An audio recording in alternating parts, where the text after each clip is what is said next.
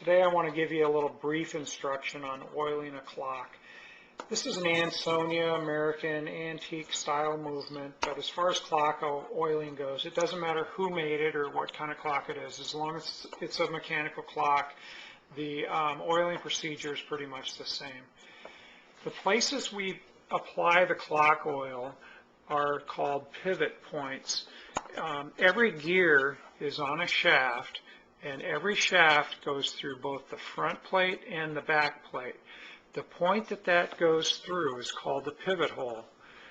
Most clock movements have a small oil sink here, and the purpose of that is to hold the oil in there and let it be distributed for up to a year or two. It'll stay in there and keep that pivot well lubricated. So every pivot hole on the front and also on the back. I didn't do all the ones on the front. I just want you to get the general idea. Also on the back, for every one on the front, there's one on the back, and we're going to get a drop of oil in there. Now, if you're oiling a grandfather clock that's still in the case, you may not be able to get to all the pivot holes on the front because the clock face will be right up there against it. You can open up the side panel and put your oil in at the end of the shaft where the shaft goes through the plates, and you're basically putting the oil in from the inside rather than on the outside.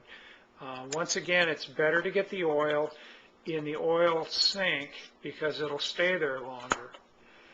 The other thing I do is also put a couple drops of oil on the teeth of the escape wheel, and that'll allow it to move freely through there and keep the wear down. The whole purpose of oiling is to keep the clock from wearing out prematurely, but it will also help the clock run, especially up at the top of the movement.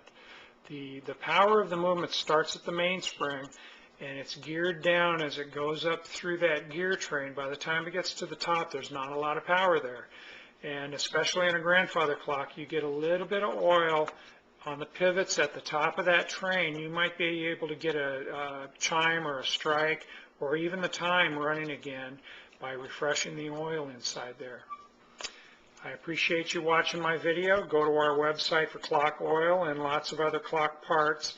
It's norcro.com, Norkro.com. Thanks for watching.